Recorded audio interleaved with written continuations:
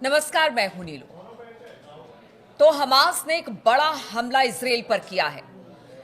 हम आपको बता दें कि लगातार इजराइल गजा पट्टी पर हमला करता रहा है। पिछले कुछ दिनों में हमने देखा कि कितने लोग गजा पट्टी में मारे गए, कितने फिलिस्तीनियों ने अपनी जान गंवाई, लेकिन अब इसका जवाब हमास ने दिया है।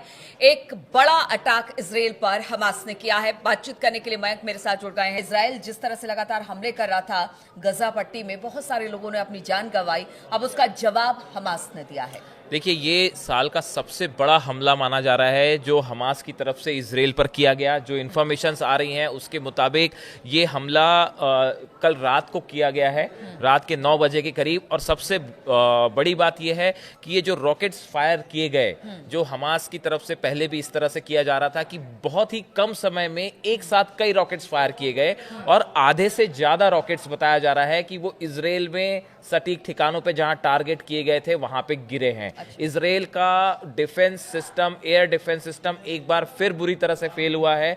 आयरन डोम सिस्टम इन रॉकेट्स को, मिसाइल्स को नहीं रोक पाया। ये खुद इजराइल की तरफ से क्लेम किया गया है कि कई जगह पे जो है वो ये रॉकेट्स गिरे हैं और जिससे बड़ी तबाही भी हुई है। सोशल मीडिया में इसकी तस्वीरें सामने आनी शुरू हो गई हैं। देखिए, इजराइल पे जब भी अटैक होता है तो जल्दी तस्वीरें बाहर नहीं आती, लेकिन सोशल मीडिया पे इस हमलों की तस्वीरें सामने आने लगी हैं और कई रॉकेट्स तो अपार्टमेंट से टकराते हुए भी दिखाई दिए हैं कि जो रॉकेट्स थे वो किसी अपार्टमेंट से टकरा रहे हैं या किसी पर्टिकुलर बिल्डिंग पे गिर रहे हैं। हुआ है, बड़े नुकसान की खबर आई है इजराइल से, और इजराइल ने भी ये बात मानी है कि ये हमला हुआ है। और देखिए, गौर करने वाली बात ये, इजराइल के प्रधानमंत्री बेंजामिन नेतन्याहू अमेरिका की यात्रा पर जाने के लिए तेल अवीव में अपने प्लेन में बैठे हुए थे। जिस वक्त ये अटैक हुआ उस समय नेतन्याहू अपने प्लेन में बैठे हुए थे। ऐसे समय में हमास की तरफ से एक साथ कई रॉकेट्स फायर हो जाते हैं और रॉकेट्स मध्य गाजा के इलाके में रॉकेट्स गिरते हैं। उसके बाद जैसी ये खबर आई कि हमास की तरफ से रॉकेट्स फायर हैं और उससे बड़ा नुकसान हुआ इजराइल में, इजराइल के जो डिफेंस मिनिस्टर हैं कार्ड्स, उन्होंने फौरन फोन किया नेतन्याहू को। वो प्लेन में थे और उनको पूरा अपडेट किया गया कि भाई बड़े तौर पे हमास की तरफ से हमला हुआ है। उसके बाद प्लेन में बैठे बैठे नेतन्याहू की तरफ से निर्देश दिए गए कि भाई कैसे रिएक्ट करना है। इसकी सोशल मीडिया में बहुत ज्यादा चर्चा हो रही है। देखिए, कहा जा रहा है कि इजराइल के प्रधानमंत्री जो है नेतन्याहू अब ट्रंप से मिलने के बाद ये तय करेंगे कि अब गाजा का क्या किया जाए, अगला गाजा में क्या कदम होगा इजराइल का। लेकिन उसके बीच हमास का ये बड़ा हमला एक प्रकार से बहुत बड़ा मैसेज देता है कि भाई आप हमको कमजोर ना समझें और हम गजा खाली नहीं करेंगे और आखिरी सांस तक लड़ाई करेंगे, चाहे आप कितने ज्यादा शक्तिशाली क्यों ना हो। और देखिए, ये जो हमले हुए हैं ये मध्य गाजा के दीर अल बलाह जो इलाका है वहां से अश्कलोन और अशदोद, ये जो 3 इलाके हैं, खासकर अश्कलोन पे जिसकी इमेजेस सामने आई हैं हमले की, जो एक बिल्डिंग पे रॉकेट्स टकराते हुए दिखाई दे रहे हैं, ये अश्कलोन इलाके के हैं। देखिए, इस हमले से 2-3 चीजें जो हैं वो सामने आई हैं। पहली चीज तो ये कि इन रॉकेट्स को लेके ईरान का डिफेंस सिस्टम, खासकर आयरन डोम का फेल होना, ये लगातार इजराइल के साथ ये हो रहा है। पिछले काफी समय से इजराइल के ऊपर जो हमले हुए हैं उनको रोकने में हम देख रहे हैं कहीं ना कहीं इजराइल का डिफेंस सिस्टम नाकाम हो रहा हो, चाहे वो आयरन डोम सिस्टम क्यों ना हो। और अब थार्ड सिस्टम भी, जो हमने अपने पिछले वीडियो में चर्चा की कि अमेरिका की तरफ से थार्ड सिस्टम की सेकंड जो सप्लाई है वो इजराइल आ गई है, कर दी गई है।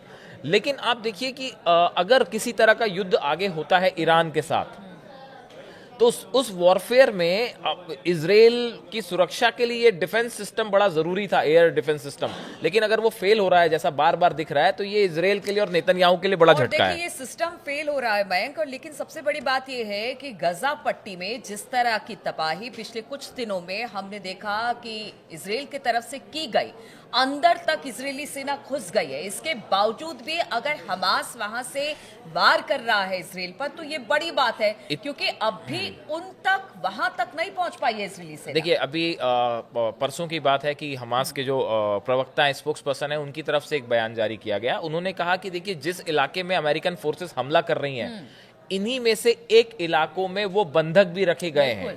और अगर आपकी स्ट्राइक में बंधक मारे जाते हैं तो उसके जिम्मेदार आप होंगे। ये हमास की तरफ से साफ साफ कह दिया गया है कि आप लगातार स्ट्राइक कर रहे हैं, एयर स्ट्राइक हो रही है, ड्रोन स्ट्राइक हो रही है, मिसाइल स्ट्राइक्स हो रही हैं, और आपकी किसी मिसाइल अगर या एयर स्ट्राइक में अगर बंधकों को हमने जहां रखा है वहां पे स्ट्राइक हो जाती है और वो मारे जाते हैं, तो जिम्मेदार आप।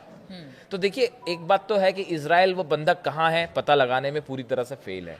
उसके बाद आपने ठीक कहा कि इतने हमलों के बाद भी जो अल कासिम ब्रिगेड है, हमास का जो यूनिट है, इसके पास देखिए ईरान की तरफ से भी इसमें कोई दो मत नहीं है कि ईरान की तरफ से भी जो है वो हथियार सप्लाई हो रहे हैं। भले अभी वो चैनल कुछ समय के लिए बाधित रहा, लेकिन इसका मतलब ये नहीं है कि हमास के हथियार खत्म हो गए हैं या उसके पास सप्लाई रुक गई है पूरी तौर पे।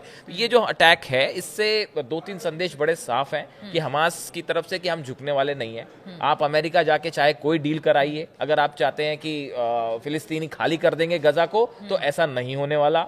बंधकों को हम तभी छोड़ेंगे जब आप हमसे टॉक्स करेंगे। बिना शर्तों के जो है उनको नहीं छोड़ा जाएगा।